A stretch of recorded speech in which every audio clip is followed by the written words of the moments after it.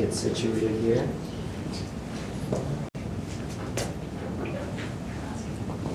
So, if you don't know me, I'm Savino Go. I'm a computer science TIMARA double degree student, and what you've just heard was a piece of music composed and performed entirely within a software called Chironomy. Chironomy is a performance interface I've designed to facilitate the creation and performance of electronic music through the use of any old kind of game controller.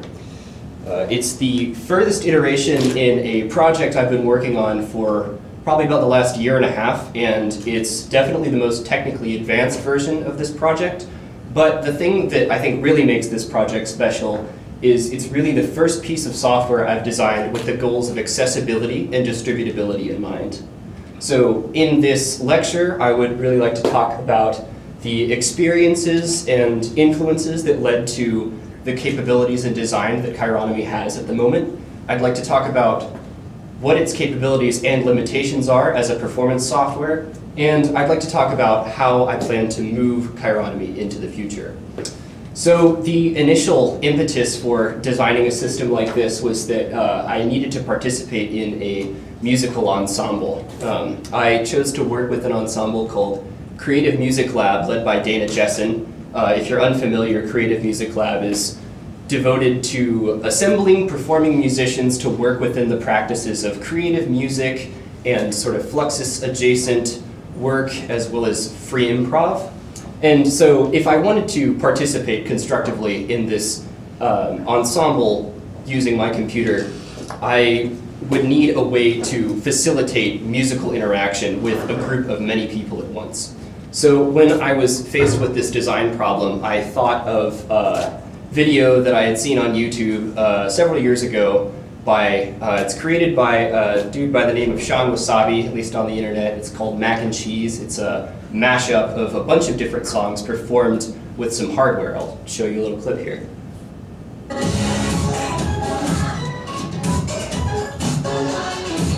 So also when I was thinking about designing something like this, I'd been seeing a whole bunch of Instagram reels by a creator by the name of User Friendly Sounds. I'll show stuff they were posting.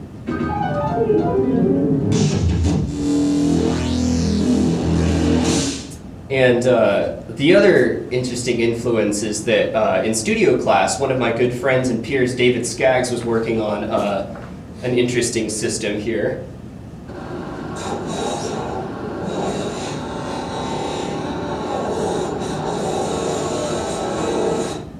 So all three of these systems are doing very different kinds of things. They are all schemes for the creation of digital music, but probably what you saw they all had in common is that they map physical controls on a gamepad to parameters within these systems for music creation. This is an idea that shows up a whole lot for good reason. Controllers are comparatively cheap, at least compared to other music gear, and they can be really expressive and provide very reliable data. So I was really interested in sort of taking my own stab at making a system like this, and luckily for me, there's a whole bunch of middleware that exists to make this process possible. So the initial solution I landed on was I had an Xbox controller that produced control data via USB that I then had to feed into a piece of middleware called Virgo Joystick MIDI. This program takes USB data from my controller and converts it into a standard called MIDI, which a lot of music creation softwares can work with and understand.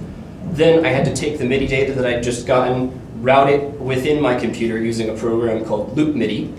Then from Loop MIDI, I could send my control data gotten from my controller into a digital audio workstation called FL Studio that I really like to use.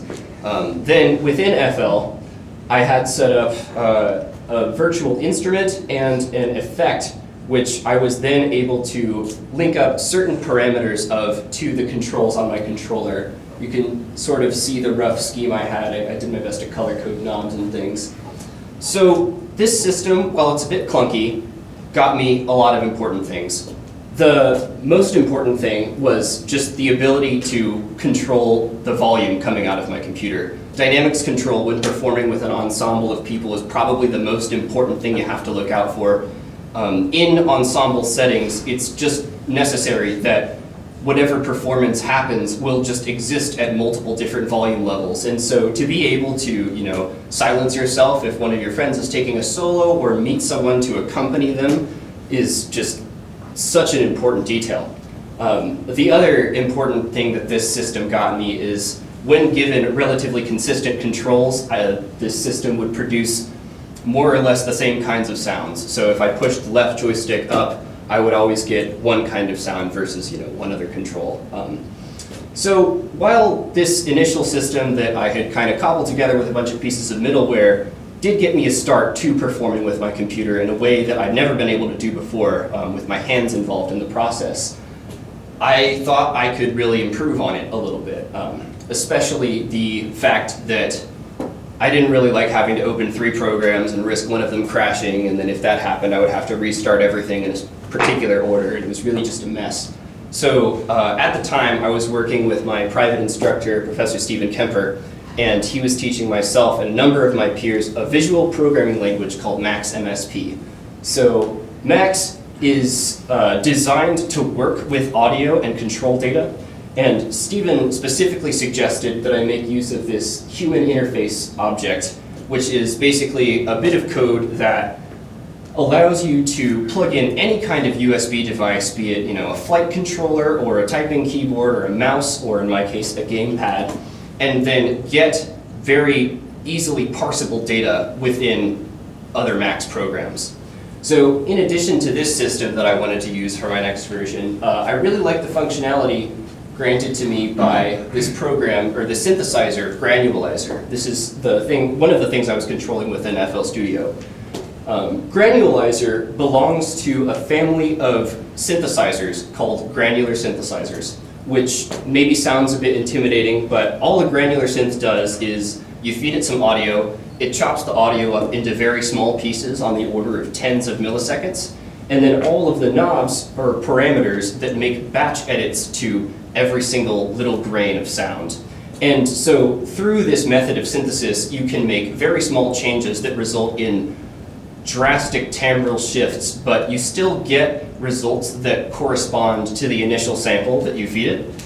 So I really liked being able to work with this in a tactile way because it's very powerful, but I was unable to use this particular program outside of FL. So with these two general ideas in mind, phase 2 I built by creating a program within Max, or a Max patch, to parse USB data from my Xbox controller into stuff that I could use. And then I rebuilt a version of Granulizer within Max. And then I assembled all those Max programs, or I guess those two Max programs, into one big Max interface that I could just open and get to performing. So I'm sure you can probably see having to open only one program like that instead of 3 at a time made everything go just a lot quicker and a lot smoother. An additional benefit of this version was that since Max is a visual programming language, it's pretty straightforward to create nice looking interfaces, and so I was able to design everything such that it all existed at the same level of control. I didn't have to dive through any menus or move any windows around in case anything went wrong. The other nice thing about this version in Max was that you might have noticed I had 2 instances of that granular synthesizer in that window, as opposed to an FL I was only able to use one at once. This really opened up a lot of sound design possibilities. Just being able to work between kind of 2 general sound worlds really, I thought, turned this thing from just kind of a noise machine that I could turn up and down to, you know, something that can be a little more creative in my interactions with other people. So phase 2 made a lot of advancements, but I was really interested in this idea of being able to use more than one sound at once. So for phase 3, I sought to improve on that characteristic. I thought that if 2 sounds was good, as many sounds as I want has to be really good. So I took inspiration from lighting design. This here is a cue sheet. So each row is one cue, which contains values for every single light in a given performance venue. So brightness values can be programmed into these cues, sometimes even color values, or even position values if you have expensive moving lights. And then you program all these different cues into a list, and then you can advance cues with the click of one button, usually the go button. And so this system results in you not having to use a lot of different kinds of controls, but you still get a lot of power. So I wanted to create a similar data structure within my own system. This was what I ended up coming up with. You can see roughly, it's very messy, my apologies, but each of these columns sort of corresponds to a cue. Each column can contain data for parameters that were not directly linked to controls on my gamepad, but most importantly, each column can contain file paths towards different audio files. So I could click one button and instantly have access to 2 completely different sound worlds than I had before. This was really one feature, but it was a big step for me because this was the first version of the system that allowed me to compose a full standalone piece of music and perform that piece of music. It was very simple, but that was something that would have been very difficult to do in previous versions. So this brings us to phase 4, which is what you've just seen me perform today. For phase 4, when I was initially thinking about what I wanted to do to move this project forward, I really wanted to make the cue system work a bit cleaner because, as I'm sure you saw, it just looked horrible, and it was equally as horrible to work with. If I wanted to make any changes, going back in just required a whole bunch of inertia and programming and effort, and I really didn't like that. And additionally, the human interface object, while it did make it much more straightforward to work with USB devices, was the human interface object requires a specific kind of program to tell the data that you get out of it where to go for every single model of USB object that you plug in. And so if I wanted, basically that means that if I wanted to use, say, a Microsoft gamepad or a Sony gamepad, I would need 2 different kinds of programs, which I would have to create through trial and error, which takes a long time. Also, when I was working on phase 3, I was a little disorganized in my file habits, and that made this system very difficult to successfully transport between different computers. which is something I ran into a fair amount.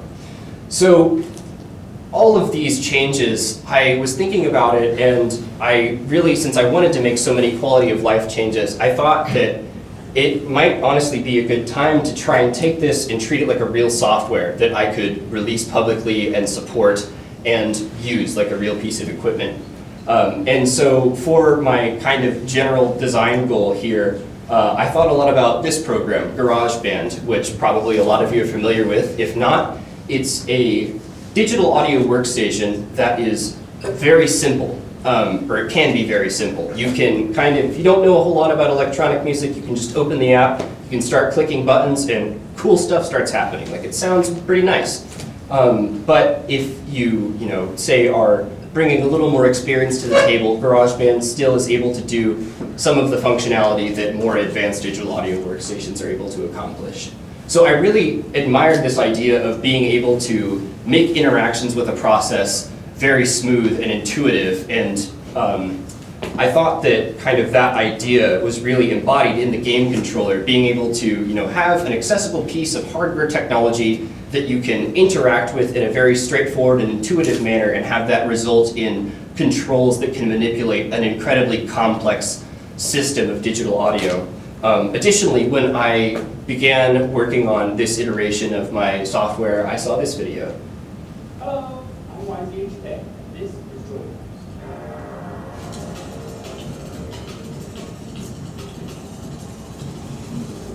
Okay, well, that was a little quiet. Hopefully, though, you heard sort of more or less what happened. Basically, this guy has done exactly what I want to do. He's made a really nice looking software that corresponds really well to the various controls happening on the piece of hardware. And I don't know if everyone was able to hear it, but it seemed like without a whole lot of pre-planning, he was able to start making controls, and something that sounded pretty cool came out. So I bring this up because I didn't necessarily take design inspiration from YZHK, but seeing this video, until I saw it, I thought that I was kind of working in a niche, designing something where the main feature of it is its design. Because the idea, as you saw in the beginning, of using a game controller to control digital audio is nothing new. It's been done a whole lot, and for very good reason. It's it's pretty straightforward to do. But usually when people develop systems like this, they're doing it for their own custom performance interface. And I didn't really think there was one kind of starting point. But seeing this video made me realize that I didn't have to be creating the one way to go about this at an entry level. I felt like it gave me permission to make my performance experiences correspond more directly to design decisions. And so you might not be able to see that as literally in the final software, but I do think it's important to mention. Also, totally check out Joy Drums, it's really cool. So that takes us to the software, which I'm sure you're probably all wondering how it works. You can see that roughly on this interface you have modules that correspond to each section of the game controller. So you have this module, if I turn my controller on, which corresponds to buttons, the button pad. You have this other module which corresponds to the D-pad directions. You have a couple modules that correspond to joysticks, and then in the middle you have a module, or modules that can correspond to pressure data that comes from pulling a trigger. So the general workflow is each button or D-pad direction can be assigned a sound. That sound can be set to play through either once in one-shot mode, it can play in a loop, and you can also set a given button to load a sample into the joystick modules, which are interfaces for granular synthesizers that I've built. So when the sound is in the granular synthesizer, you get access to some pitch parameters. So you can manipulate the pitch of a sound on the vertical axis. And as you move the joystick to the right, you can add in pitch randomization for some fun digital weird noise sounding business. Additionally, you can click the joystick, as you saw me do accidentally earlier, And in this mode, the joystick will control pitch and speed of sounds playing back via either one-shot or loop modes. Finally, also the modules in the middle that correspond to the triggers can control, that's how you control dynamics. So you can either have them control a low-pass filter, which you can kind of hear how that works. You could have them control just volume, or you could have them control both, which I'll go ahead and do now. It's a bit hard to hear the difference. I'm going to do some tweaking, get that sounding a little better. We'll get there. One other thing is you'll probably see all these pink and gray boxes at the bottom. Those are the interface for the preset system, which currently does not work. Again, we'll get there. Basically, the way everything works is you can make changes to anything on one side of the system. So you can change, this slider or this volume knob, and you can load in 4 different sounds on each button. Then you can click the save buttons on, each preset, and then all of the system settings, including the sounds that you've loaded, will be saved to that preset. So then you can traverse the presets sequentially, and this gives you access to a whole bunch of different kinds of sounds and parameter changes that you can sequence, and you can use this to kind of, chain different ideas together and create more fully formed pieces of music. So I'll go ahead and switch back over here. As I'm sure you saw, once I get presets working, of course, Chironomy improves on pretty much every design goal I've had in previous iterations of this software. That being said, there's still a bunch of things that I think I can make it do that will make it a lot more useful, which I'll touch on as I talk about moving forward with the software. So one aspect that I think is decently intuitive to me going into the future is working on the design of this thing. I have a whole lot of ideas in this general area. I think the first most important thing that I need to do is probably just go through, organize my code a fair bit, and of course get presets working. And also, I think it's incredibly important to have a way to save groups of presets. So this would mean if you're trying to work on, one song idea, you would have to, as it stands now, you would have to go back in, delete everything, and basically start from scratch. And while that can be an interesting creative limitation, I don't feel like it should be necessary. Next, I think the UI is still a little confusing. I think it's better than it has been previously, but I think I can do a lot of work to make it just make a lot more sense. Additionally, I really like the idea of being able to interact with sounds in 2 different ways. You get your granular synthesizer or you get straight ahead playback. But as anyone who works in digital audio can tell you, there are so many ways to skin the proverbial cat here, especially within the realm of granular synthesis. There are so many different kinds of synthesis techniques that can be accomplished with this one concept of chopping up sounds.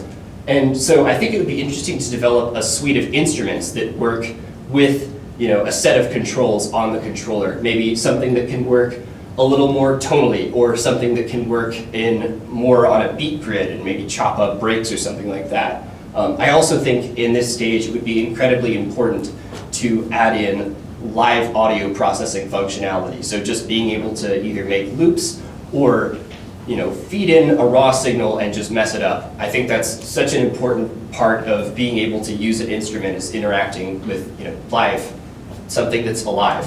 And finally, I think it's important to be able to add in some sort of advanced menu. So if you are bringing more digital synthesis knowledge to the table here, giving someone with that knowledge more control over low-level parameters that can't necessarily be changed with controls on the controller or via the interface, I think could go a long way to increasing the skill level of something like this.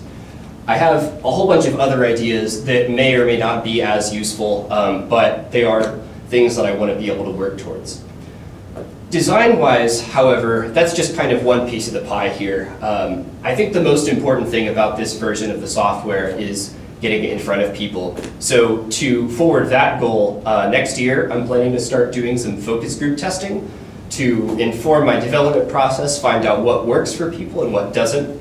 I think it's important to be backing up my design decisions with real human-computer interaction research, as well as writing about my design decisions and the process of creating this software in an academic setting so that I can really facilitate the exchange of ideas with people who are really knowledgeable about this sort of stuff. Of course, the most important thing one very important thing to developing software is providing documentation, explain how it works, make YouTube tutorials, explain which Mac softwares I'm using to make everything happen. And the most important thing, or definitely the most immediate thing, is I've actually made a little landing page, which you can get to through this QR code, which is also on a music stand back there by the door. This page will allow you to download a .exe file that is runnable standalone of Chironomy as it is now, although, as I mentioned before, it kind of really doesn't work very well. And you can also get access to the GitHub repository I've been working out of if you want to mess around with the code and modify it and try things out.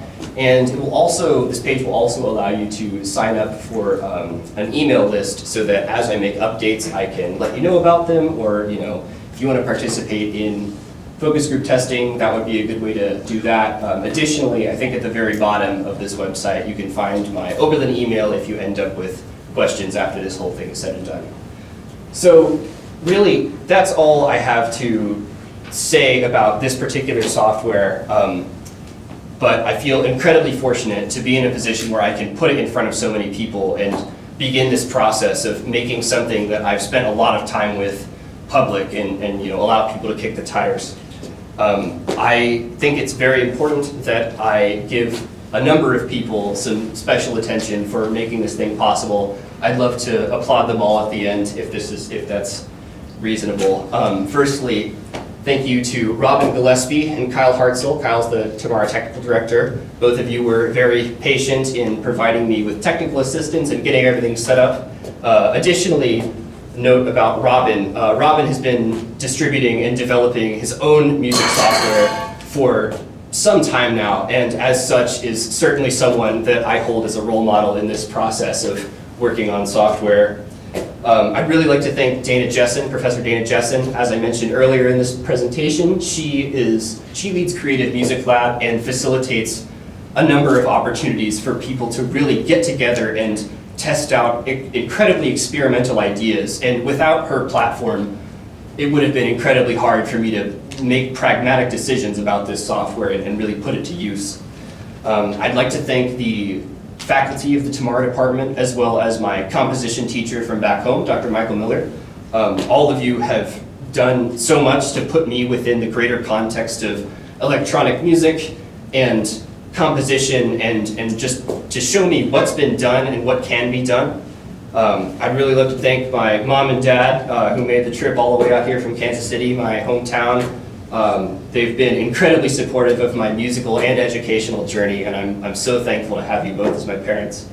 And of course, I'd really like to thank my private instructor for the last 2 years, Stephen Kemper. Stephen has really helped me solve so many problems. He's given so much creative input.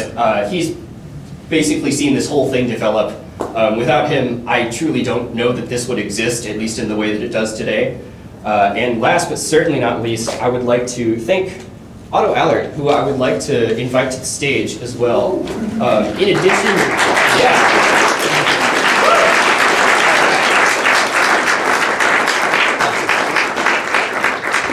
in addition to being my pal from computer science, Otto also happens to be an insanely good musician and just kind of a really cool guy in general. And the two of us have been working on a piece that I would really love to share with you all. So yeah, as we get set up, yeah, I guess let's get this dog and pony show on the road.